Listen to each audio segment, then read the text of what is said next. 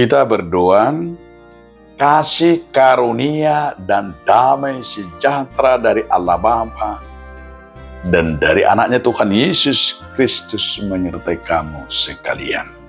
Amin. Saudaraku, di dalam nama Tuhan Yesus Kristus, sebelum kita beraktivitas, marilah kita mendengar firman Tuhan yang tertulis dalam kitab Hakim-Hakim 10 ayat yang ke-10.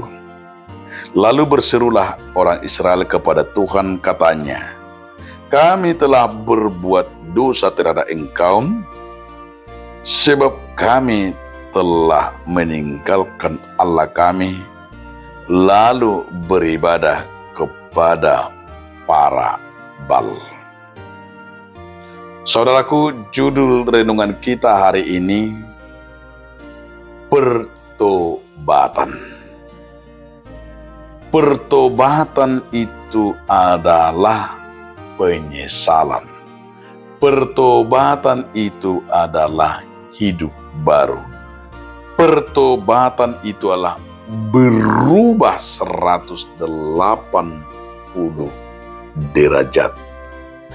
Itu sebabnya dalam firman ini bahwa ajakan oleh hakim supaya mereka berseru meninggalkan Allah Baal, meninggalkan yaitu dewa-dewa yang sudah terseret, yang sudah terbawa oleh godaan dari luar.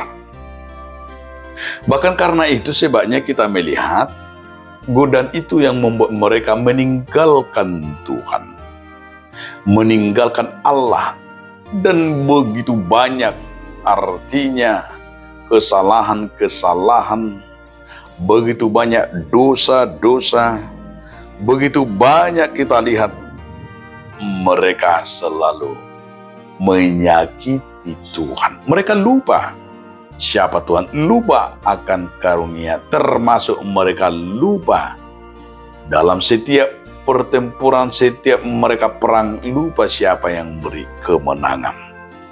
Dan mereka hebatnya, di saat mereka jaya, mereka selalu kembali ke Baal.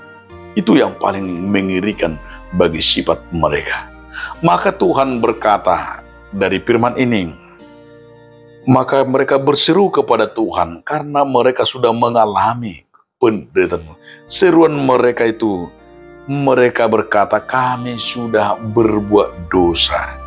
Diharapkan dari umat itu supaya mereka berbalik kembali kepada Tuhan, meninggalkan Baal, meninggalkan dosa-dosa. Tetapi mereka harus sadar bahwa mereka adalah sudah menyakiti hati Tuhan. Oleh karena itu, saudaraku, firman hari ini mau mengajak kita dengan sebuah pengakuan. Dari pengakuan itulah mulai kita mengenal diri kita.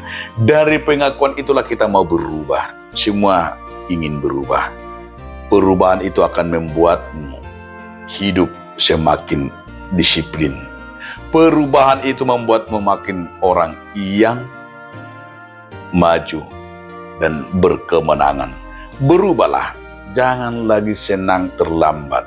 Jangan lagi senang kamu tidak disiplin. Jangan lagi kamu senang dimarahi. Jangan lagi kamu senang ketinggalan.